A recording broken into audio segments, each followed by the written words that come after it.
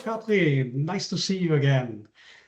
Welcome to our next episode of this new podcast, NordeurOpa Insights. Kathrin, we know each other since a while. You have been in the business for a while, but the audience listening and watching might see and hear you the first time. Could you please tell us, who are you, what is your background, and how did you end up working for the ferry company Viking Line? Yeah, thanks for inviting me, Jan. Yeah, my name is Kathrin Schiemann. I'm in the ferry industry already now 25 years, so a long time. I started a while ago at Stena Line. Many of the audience, I think, know Stena Line, and worked in Düsseldorf office, so I'm based in Germany. Then I moved over to a river cruise company, have been working with the Ferry Association in Germany a while as office manager. And now, more than 2.5 years ago, I started at Viking Line, and I'm taking care of sales and marketing activities in Europe. Not the Nordics, not the Baltics, not Ukraine, but the rest of Europe. And I'm working out of Hamburg. Perfect. Lovely to hear. Kathrin, as you have been in the business since 25 years, as you described, you have been on several events. You have been at ITB, you have been at Matka, you have been at Nordic Marketplace in Copenhagen, and you have joined NORDEUROPA as well. And we, of course, would love to hear about your experiences.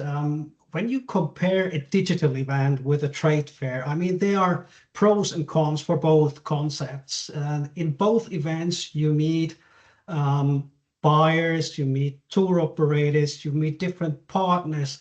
How do they differ, and what are your experiences with NORDEUROPA so far? Yeah, so when I'm in ITB Berlin, of course, many of my the people I meet, they are from DACH market or they are German market. Some agents I met also from Poland, as it's nearby Berlin. In Matka, it's a lot concentrating people interested in Finland and in Finnish product. Last week I was in Kiruna in Swedish Lapland, and there were, of course, a topic a lot about Sweden and Swedish products. And at NORDEUROPA, I think it's wonderful that I meet everyone there. So we are talking about Finland, we are talking about Sweden, we talk about Åland Islands as well. We talk about having a group in Estonia, for example, and taking a day tour to Helsinki. So at NORDEUROPA, yeah, it's a mixture of everyone. And last year it was amazing because you had also agents there from the UK, I think, first time, and Italy as well, if I'm not wrong. That's correct. Great to hear. You have been talking to so many players in that tourism business, to tour operators, to partners.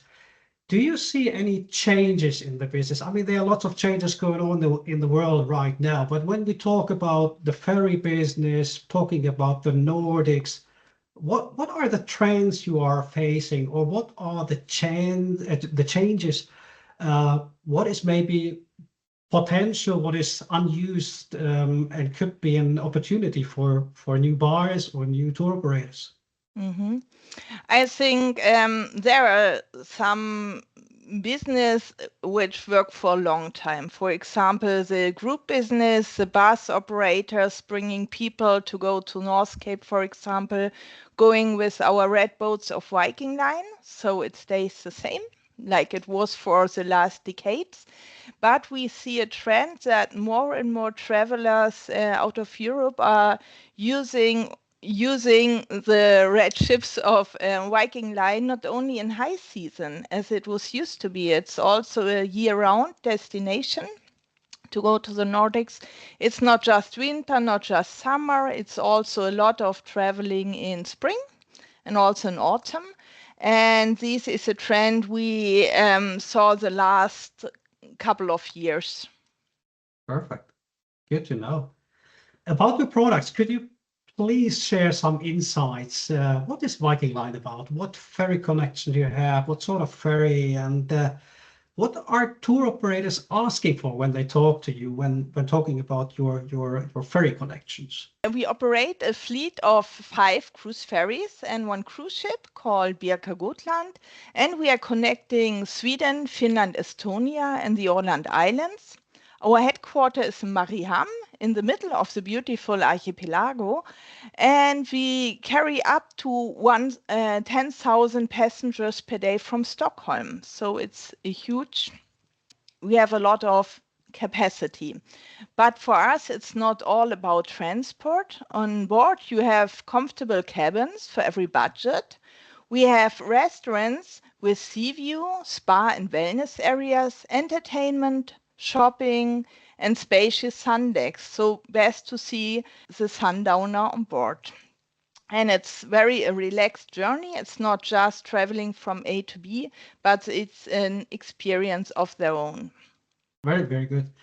Coming back to those different markets, I mean, you are in charge of almost entire Europe, and I know you're traveling a lot. You are visiting partners around Europe. You are joining different events, sales workshop, trade fairs, as we talked earlier.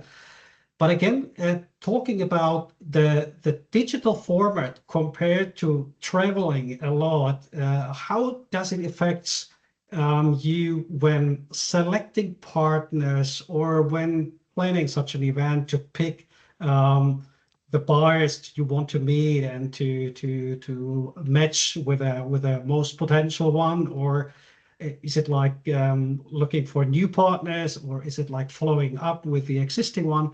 How do you use in your daily business, in your daily work life, such a digital event? Mm-hmm. Yeah, I think it's different. First of all, I check with where I met the partners before and if I met them. So with NORDEUROPA, there are many partners who you don't find on other workshops. So I would go for them, of course. Then I go for some existing ones. And I'm very open also to get invitations for a meeting. So I got as well lots of invitation. People are interested to meet me, to know more about my product or our product with Viking Line. And that's the match. Being that experienced, what would be your advice to, let's say, newcomers, those who are attending as a supplier the first time, as a tourism entrepreneur, for example, meeting first time tour operators from abroad? How to prepare, and where should be the focus when having those meetings? And maybe how to do the follow-ups. Do you have any kind of insights or advice to new members or new partners? I would say, first of all, your system to make appointments is very wonderful. You get a lot of information about the partner before, so it would be best to be well prepared before you start the meeting. And in the meeting, I think most important is to listen to these partners you meet. And it's not just doing your presentation and showing your program, but first you need to get a feeling to listen what they are interested in. So for example, when I had meeting last year, there's one meeting we talked about Åland Islands and the variety there. And the next meeting, I cannot do the same presentation. So there was interested in just traveling between Stockholm, Turku with a rail operator. And they just want to take us in between Sweden and Finland to go to Finnish Lapland. So listening, and then, of course, in the follow-up, do some notes and get back to these agents, because when you stick on them, when you bother them a little bit, you will get the business for sure. Exactly. You have to be proactive. And as you mentioned, you have limited time, for example, those 20 minutes like during NORDEUROPA. And as you said, not the same presentation to everyone. This is how very often suppliers start, that they have prepared very well with the presentation and they are really into their presentation. and don't get the differences. What are the needs of different markets? Are they specialized in groups or FITs? Are we talking about young, active people or more the elderly ones who are maybe more interested to culture? So the needs of the buyers are very, very different and sometimes very unique. Though, good example with the train connection. Yeah.